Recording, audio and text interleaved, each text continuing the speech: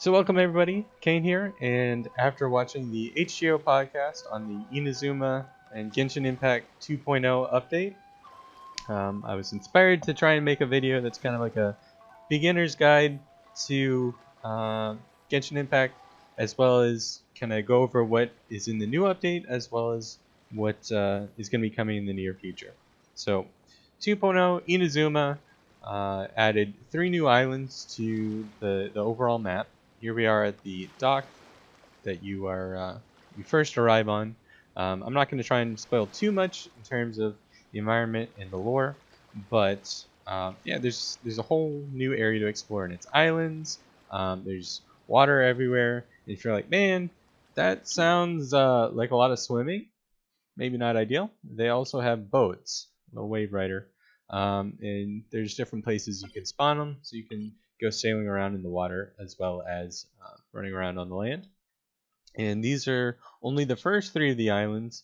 There's going to be additional islands coming in the future, but you can just kind of tell by the overall footprint that what we've got so far is actually pretty expansive. It's probably like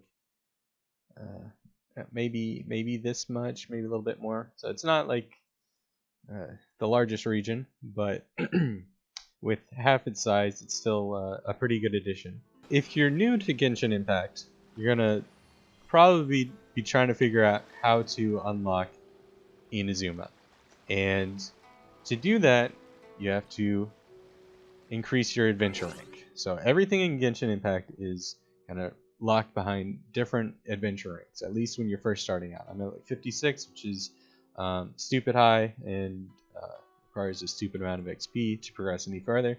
But if you're at like adventure rank 10, adventure rank 20, right, it's going to be like a couple thousand adventure rank to progress, and that's very achievable.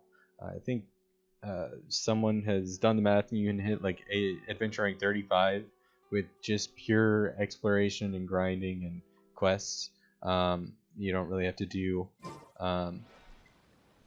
too much other than just play the game to hit up to that, and I think it's adventure rank 30, at which point you will unlock Inazuma. So when you're first starting out, the first thing you want to do obviously is going to be increase your adventure rank as much as possible. You're going to have a ton of quests. There's world quests and whatnot. I've already completed them all, so I can't really show you any for reference, but we can at least hop over here. You've got your story quests as well as character quests, and there's a bunch of them. So these are also going to be adventure rank gated, and there's also this whole key system to unlock them, so it's not like they're just all available day one, but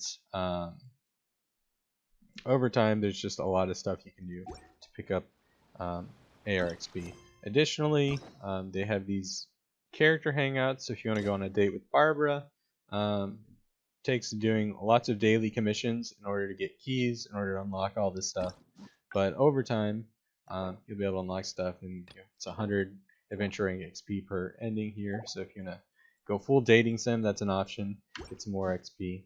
But otherwise, you can just do your dailies, your commissions. You get 1,000 XP from that per day, plus 500 so 1,500 a day returning, doing all your dailies. That's the most effective way to progress. But yeah, to unlock everything, you need to increase your adventure rank. And when you're doing that, you're also going to need to level up your characters, because as your world level increases, the environment's going to get harder, but you also have the ability to level up your characters higher. So let me do a little brief rundown on how to prioritize early game improving your character. So obviously character level is going to be important. When you hit world level 20, you unlock the first ascension, and that allows you to increase your character level at 20 max to 40 max. And that's very important to try and get at least one or two characters. Just kind of focus on a few characters and leveling them up. Also focus on their weapons as well as their talents, right? It's pretty cheap the first couple talent levels, but you get a pretty dramatic upgrade in your character potential by just taking them from like level 1 to level 6 talents. So yeah, don't neglect that, but just keep a limited number of characters when you're first starting off that you're focused on. And there's 7 free characters, so you don't even have to get lucky on the gacha banners to get those characters. Amber, Lisa, Barbara, MC, who else? Zhongling, Kaya, and Noelle. The 2 I recommend, Kaya and Zhongling, are very good characters. Even at my adventure rank, these characters are very usable in all content. So if you don't get a characters that you like, or lucky on the gacha or anything, I recommend focusing on these 2. You're at least starting out. And then obviously the most important thing, this is a gacha game, so we can't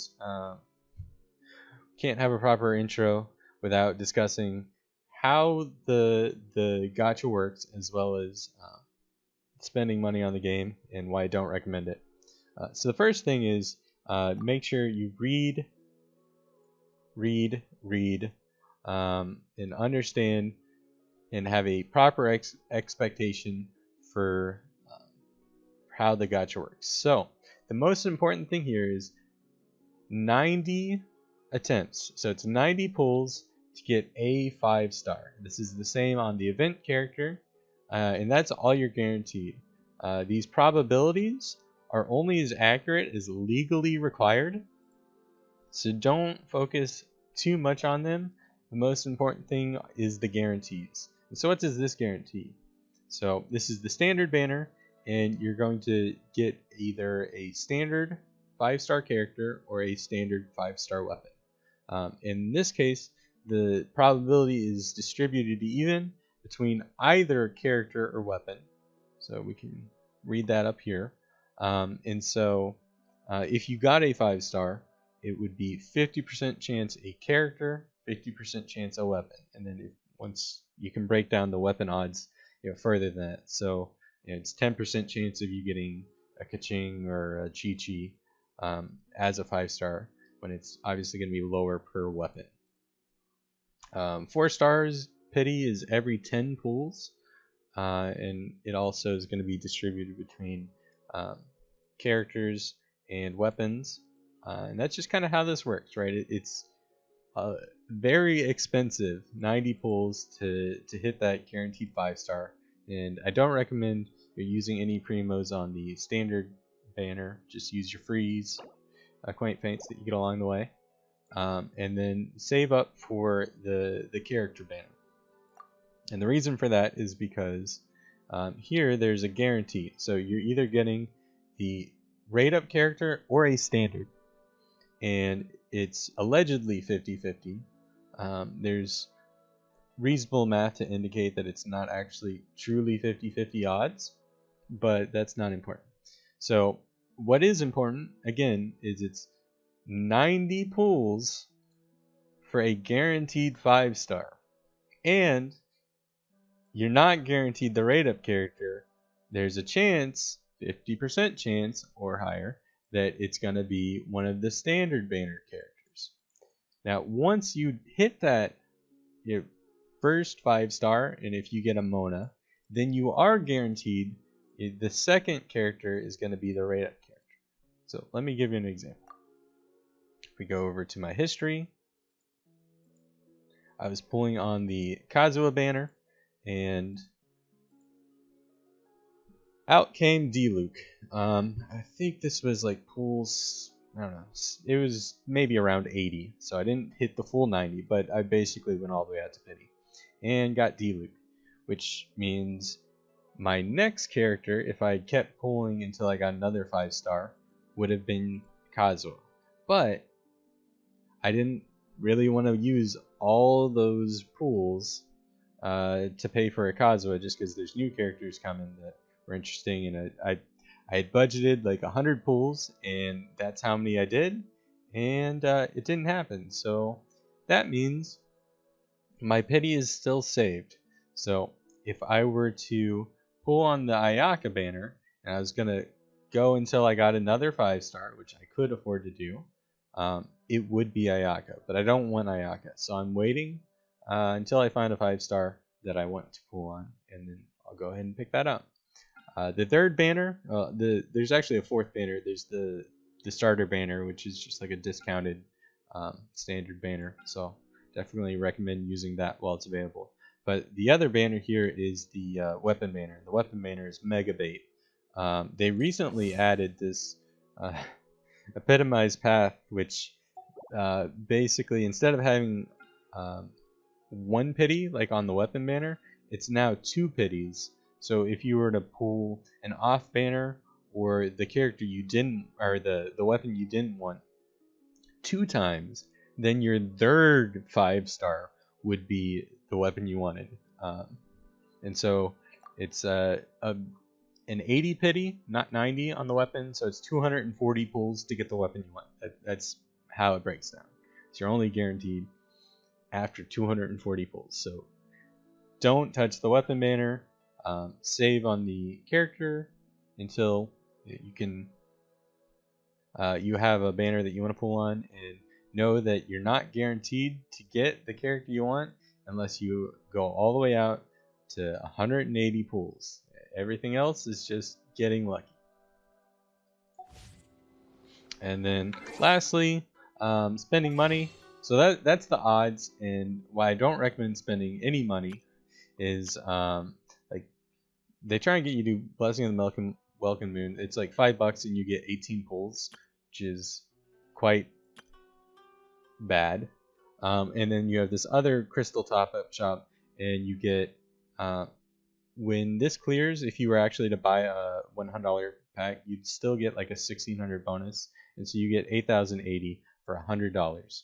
And 8080 is gonna be 50 pulls, and you need 180 pulls to be guaranteed the character.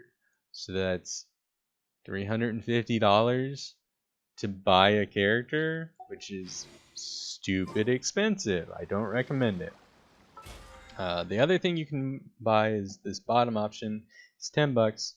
So the battle pass is the free layer at the top, and then you got the $10 option at the bottom. And I think someone did the math, and it was a month worth of resin equivalent in terms of materials down here. So it's probably the most efficient way to spend money on this game if you're willing to spend a little bit of money. But again, you want to wait until you've unlocked everything to even consider buying the Gnostic Hymn, the Battle Pass. Otherwise, you're just missing out on resources for money. So there you have it. They've added a lot of new stuff. This update, there's a whole new region, but there's more to come. This is only the first 3 islands. I think there's at least 2 more islands to come, and so there's still a lot happening, but you got to make sure that you get to like AR30 to actually unlock stuff, and then AR40, AR45. AR45 is like kind of the magic number. Once you hit 45, you kind of in the in-game territory. So hopefully that's enough information for like a basic rundown of what's going on in this game. Obviously, everything is adventure rank gated, so you got to focus on getting your adventure rank up when you're first starting to play. You also got to focus on building a small set of characters because you're not going to get a ton of resources when you're first playing to invest in everyone. So just focus on a few characters and make sure you're also not only on level but weapon and talents, and then don't worry about artifacts until like AR45, just because of the way domains unlock, and then don't get baited by the gacha. That's kind of all I have to say. If you have any questions, feel free to leave comments down below, and if you like this video, please like, subscribe, and yeah, hopefully that helps. Another thing, someone tell Sam there's a rumor that there's fishing rods going to be added to this game. You'll be able to go fishing, and any game that you can fish in, he tends to play. So you might want to hop back on this at some point. But other than that, that's all I gotta say. So thanks for watching, and have a good one.